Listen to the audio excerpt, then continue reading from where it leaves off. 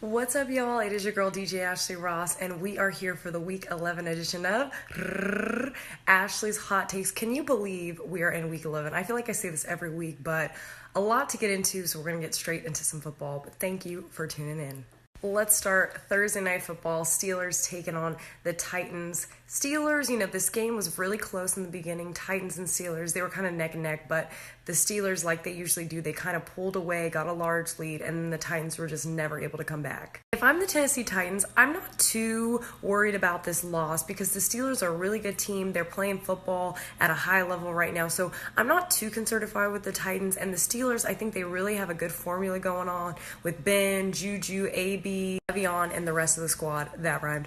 But the Steelers, they're playing at a really high level. They're clicking on all cylinders. They have, recovered from some of their early malfunctions early on in the year, so they're really playing at a high level. Now, a team that's trying to get to a high level, the Lions are desperately trying to become a factor in the NFC North, and that starts with winning games within your division. They beat the Bears. Now, yes, this is a very young and building Bears team, but hey, a win within your division is always a good sign, so good for the Lions. Let's jump to the other team in the NFC North who's really struggling without Aaron Rodgers, getting shut out at home at Lambeau against the Ravens, who started off strong, kind of lulled in the middle, but now they've picked up heat.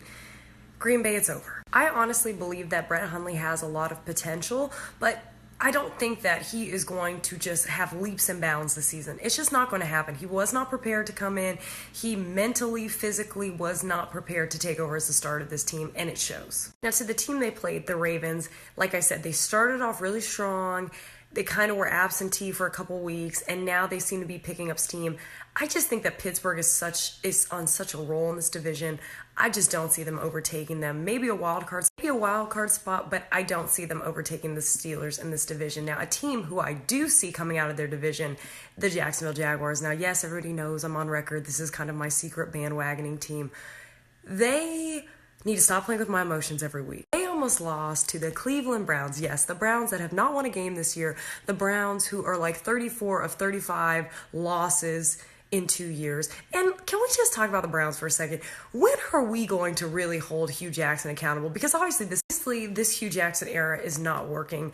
How do you have a top draft pick every year and yet you cannot draft a formidable quarterback and you're so poor? Like, it's ridiculous to me.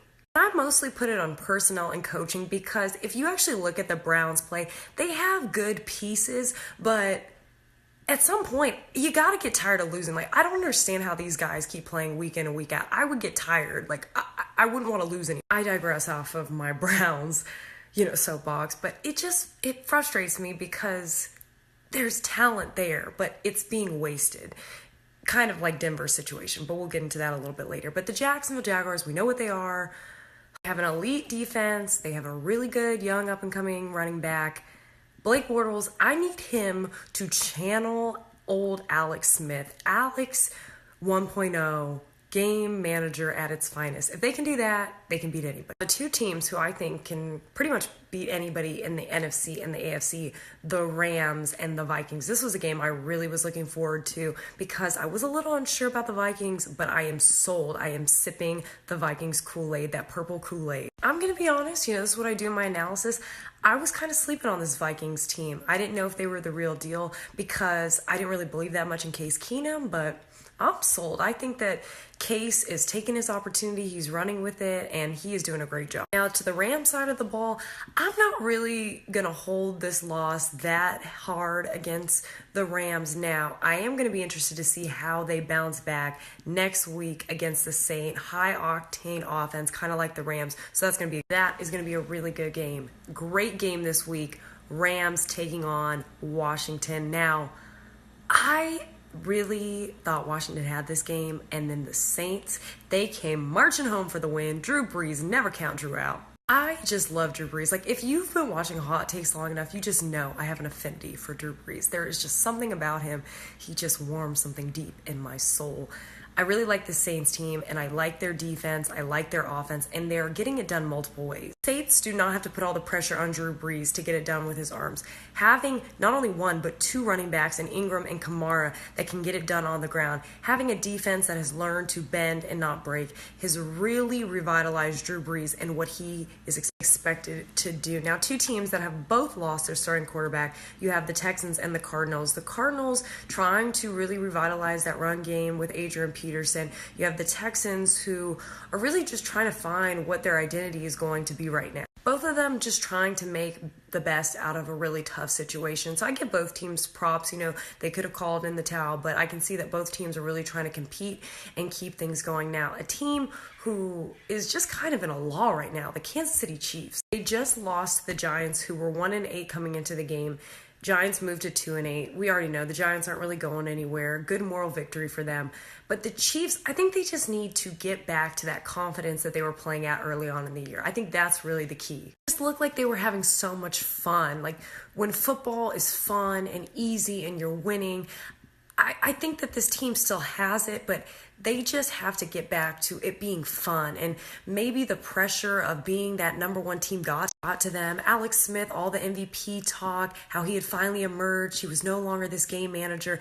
They need to just put all that behind them and just get back to their style of play, because the AFC West is up for grabs and it's really theirs for the taking. I still believe in the Chiefs. They can do it. Let's go Bucks and Dolphins. The Buccaneers, I'm telling you, it's the Hard Knocks curse.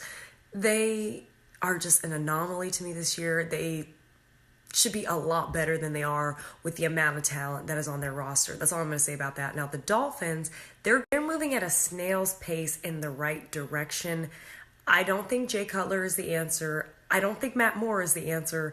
I don't even know if Ryan Tannehill is the answer, but I like the direction they're going. I think it's just going to show up in future seasons. Before I get started on my next soliloquy, because this is going to be Ashley Ross going in on one Sean McDermott for probably a couple takes, let me just say this. I don't hold the rookie as responsible as I do him. With all that being said, Sean McDermott, I don't know what idea you had that you were going to bench a proven starter in Tyrod Taylor. Now, is Tyrod Taylor Aaron Rodgers? No, but he's a proven starter in this league. The Bills were 5-4 coming into this game. To put this in perspective, they could have went to 6-4 in an AFC that has the majority of the teams fighting for a wild card spot at 4-6. But oh no, Sean McDermott had the bright idea to bench Tyrod Taylor, a proven starter in this league, for a rookie.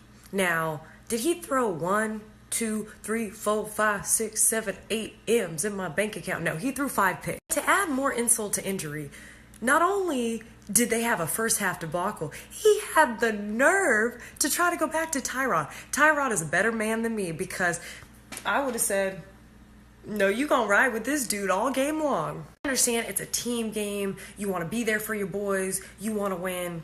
But there is a principle to this. You don't just bench me for this rookie, then it goes left, then you want to put me back in. I am demanding a trade ASAP. I think what bothers me so much about this Tyrod Taylor situation is the blatant lack of a loyalty. Now, yes, we know most NFL teams are not loyal to guys, but to be disloyal to a guy who is really the reason y'all are in a decent position. This is another factor that I don't think Sean McDermott really thought through. And if I'm management, I'm thinking of getting rid of Sean McDermott, because within that locker room, if I'm a player and I'm seeing how they did Tyrod, is that going to make me want to extend my contract? No. Wrapping it all up, the Bills, I think that they, with this move, have just totally kiboshed the season. Tyrod, request your trade. And to the Chargers, I'm going to show y'all some love. Good for the Chargers. They got a good win, and I do think the Chargers may make the Bengals, Broncos. Honestly, I had to look back, and I couldn't remember who won the game. And you know your girl is on it. So if I couldn't remember who won the game, that just shows me how unimpressed I am with either of these teams right now. The Broncos, they are just in disarray.